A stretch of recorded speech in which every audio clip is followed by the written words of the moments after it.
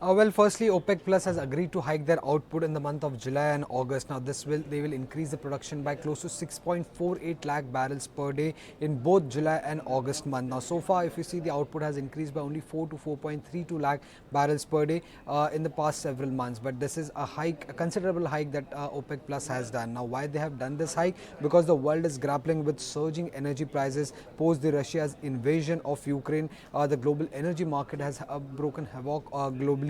If you see now, even governments have been pushing the energy producers or the oil producers, that is the OPEC Plus nations, to raise their output in an effect to lower the crude prices that we have been seeing. Now, from whom this additional output could come in? Now, experts believe that only Saudi Arabia, UAE and Iraq have the spare capacity to bring in this much additional output in the month of July, and other OPEC members are still struggling with their production outputs. Now, if you see, analysts believe that the OPEC output jump that OPEC has decided for looks higher because so far, as I just mentioned, that the OPEC Plus nations have been struggling to meet their production quotas, and this additional output will also not make up for the potential loss that we have been seeing from Russia, because since the invasion of Ukraine, Russia's crude production output has fallen by nearly 1 million barrels per day, and this is because many nations have imposed embargoes or bans on Russian crude, and also because of shipping issues that the country has been seeing. So 1 million barrels of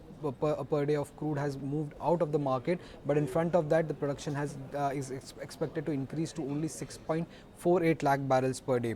Now, the next meeting of OPEC will be held on June 30th, so that will be important to watch out for. But if you see, despite this hike in output, the crude prices continue to remain at an elevated level. Now, there are a few factors behind this. Firstly, the fact that global economies are reopening, which is leading to a higher demand for crude. In fact, China, which is the world's largest importer of crude, has also started to ease restrictions because the COVID cases have been falling in the country. Along with this, EIA yesterday night also reported a drop in the crude inventory. It was a drop of nearly 5.07 million barrels, and if you see, the current crude oil inventories in US is 15% below the 5-year average mark. So that is another concern, because oil processing is running at a high utilization of 93%, and despite that, inventories are lower. So these are the two reasons why crude continues to remain at an elevated level.